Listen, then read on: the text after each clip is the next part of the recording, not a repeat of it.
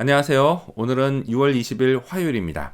오늘은 로마서 11장 25절에서부터 36절까지를 본문으로 큐티 가이드를 시작하겠습니다. 먼저 오늘 이 본문을 통해 제가 묵상한 하나님은 후회가 없으신 분입니다. 29절 말씀을 읽겠습니다. 하나님의 은사와 부르심에는 후회하심이 없느니라.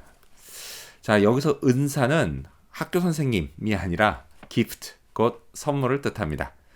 하나님은 인간에게 많은 선물을 주십니다. 그리고 그 중에서 단연으뜸은 구원의 선물입니다. 하나님은요, 아무 자격도 공로도 없는 인간에게 은혜를 베푸셔서 오직 그의 믿음만 보시고 구원의 선물을 주십니다. 자, 이를 통해서 하나님의 자녀가 되게 하시고 하나님의 일에 쓰임 받는 일꾼이 되게 하십니다. 이 모든 것이 다 하나님의 선물입니다. 자, 그런데요, 물론 이게 하나님께 엄청 무례한 짓이긴 하지만 어쨌든 만약 그 선물을 돈으로 환산한다면 얼마짜리가 될까요? 분명 무한대 달러가 될 겁니다. 하나님의 선물을 돈으로 환산한다라고 하는 건 애초 불가능한 일입니다. 왜냐하면 생명, 그것도 영원한 생명은 결코 돈으로 바꿀 수 있는 게 아니기 때문입니다. 자, 한편 이렇게 값진 선물을 받고도 감사하기는커녕 하나님을 떠나고 욕하는 사람이 있습니다.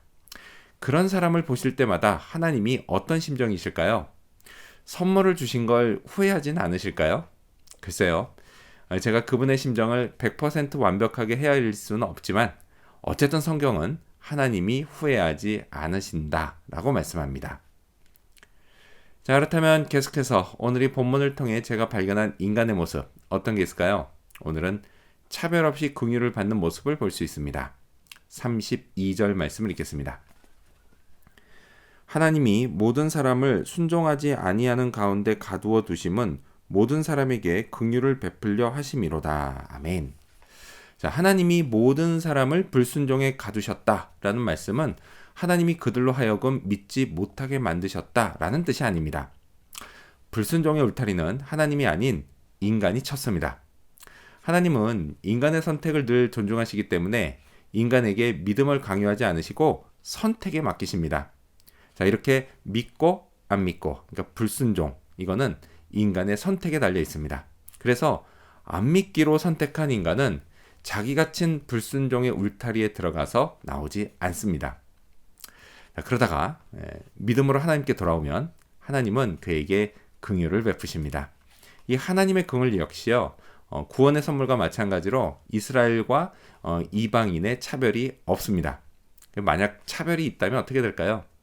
이스라엘이나 이방인 어느 한쪽에만 긍휼을 베푸신다라면 어떻게 될까요?